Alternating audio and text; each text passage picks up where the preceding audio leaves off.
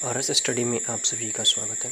कक्षा 9वीं एनसीईआरटी गणित में हम अध्याय 13 पढ़ रहे हैं, जो कि पृष्ठीय क्षेत्रफल और आयतन से संबंधित है। आज हम प्रश्नावली 13.8 का प्रश्न क्रमांक 4 हल करेंगे। लेकिन अगर आपने हमारे चैनल को अभी तक सब्सक्राइब नहीं किया है तो जल्दी से सब्सक्राइब कर लीजिएगा। साथ ही बेल आइकन प्रेस कर ऑल सेलेक्ट कीजिए। वीडियो को लाइक करें, शेयर करें, कमेंट्स करें। प्रश्न है, चंद्रमा का व्यास पृथ्वी के व्यास का लगभग 1/4 है। चंद्रमा का आयतन पृथ्वी के आयतन की कौन सी भिन्न है?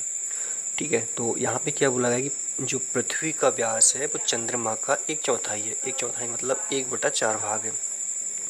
तो हमें चंद्रमा का आयतन और पृथ्वी के आयतन का यहाँ पे भिन्न बताना है। तो हम सबसे पहले पृथ्वी का जो व्यास है उसको मान लेते हैं। तो हल माना कि पृथ्वी का व्यास को हम डी मान लेते हैं। ठीक है, डी है। अब पृथ्वी का व्यास जब डी है तो इसकी त्रिज्या क्या हो जाएगी? त्रिज्या को हम आर लिखेंगे। ठीक है, अब त्रिज्या जो है व्यास की आधी होती है, तो यहाँ पे डी का आधा हो जाएगा, मतलब 2 का इसमें भाग चला जाएगा।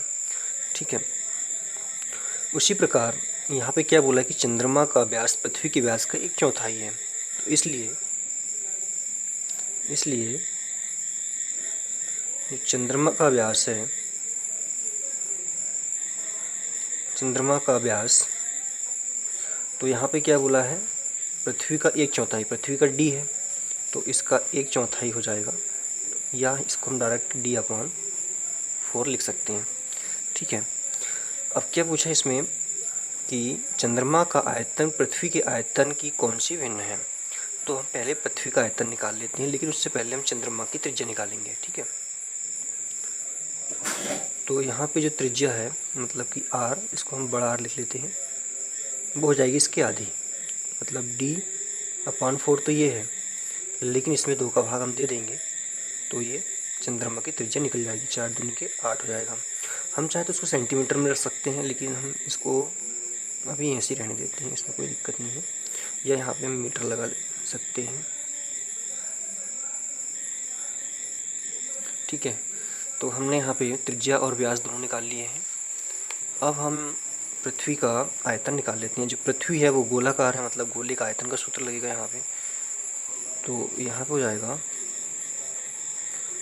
पृथ्वी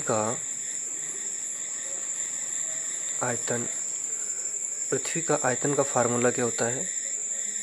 मतलब गोले का फार्मूला 4/3 πr क्यूब।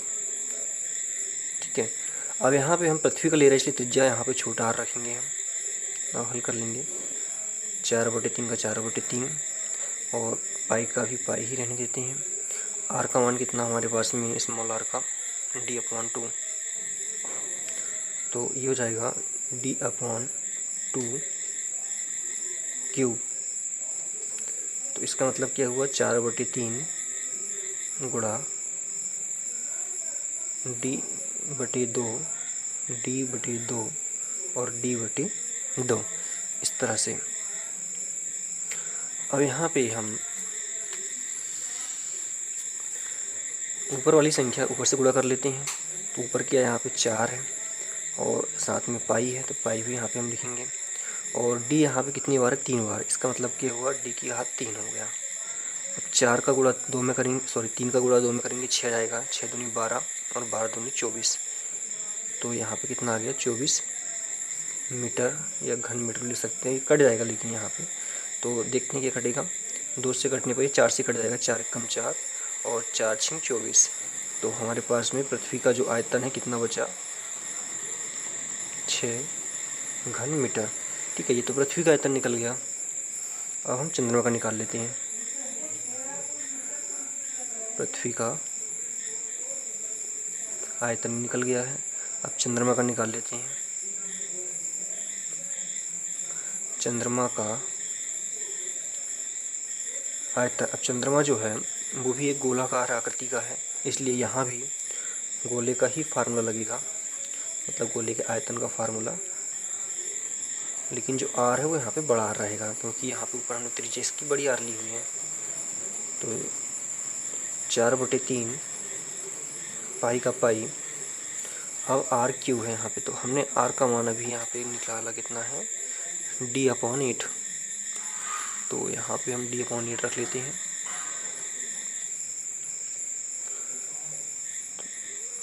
इसका हो जाएगा क्यू। 4/3 पाई, पुनः यहाँ पे हम इसको 3 बार लिखेंगे, क्योंकि इसमें घात 3 लगी हुई है। ऊपर की संख्याओं का ऊपर गुणा कर लेते हैं। 4 का 4, पाई का पाई, 1 2 3 बार डी है, तो यहाँ पे डी की घात 3 आ जाएगी। अब अगर हम यहाँ पे गुणा करें तो 8 8 64 और 8 3 24, 24 और 64 का जब हम आपस में गुणा करेंगे तो कितना हो जाएगा यहाँ पे 1536।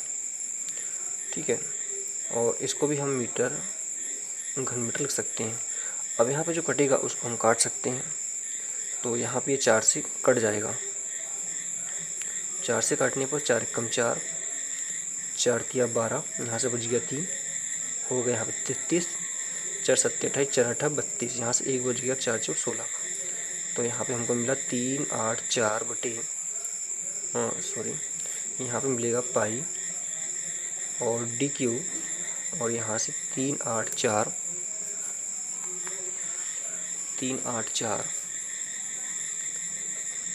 घन सेंटीमीटर।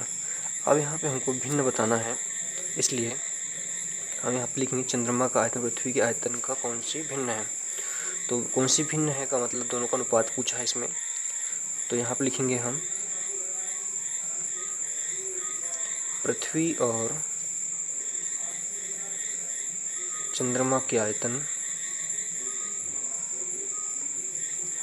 का अनुपात।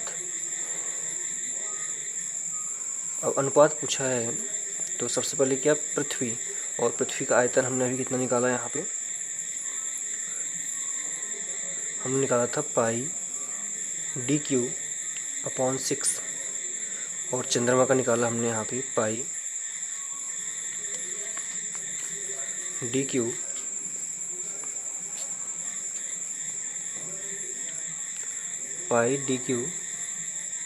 और 384। तो यहाँ पे ये कट जाएगा और हमारे पास यहाँ पे 6/800 और 384 बचेगा। तो ये कट जाएगा, यहाँ पे 6 से काट लेते हैं। 6 1 कम 6 और 6 6 36 होता है, यहाँ से 2 बच गया, 6 3 18, 6 4 24। 1/64 या 1:64 हम लिखेंगे। तो जो भिन्न है वो क्या जाएगी, 1/64 या 1:64, और यही हमारा आंसर है। इस तरह से हमारा सवाल कंप्लीट होता है। स्क्रीनशॉट आप लेना चाहें तो ले सकते हैं यहाँ से। उसके बाद फिर यहाँ और लास्ट में इधर। धन्यवाद।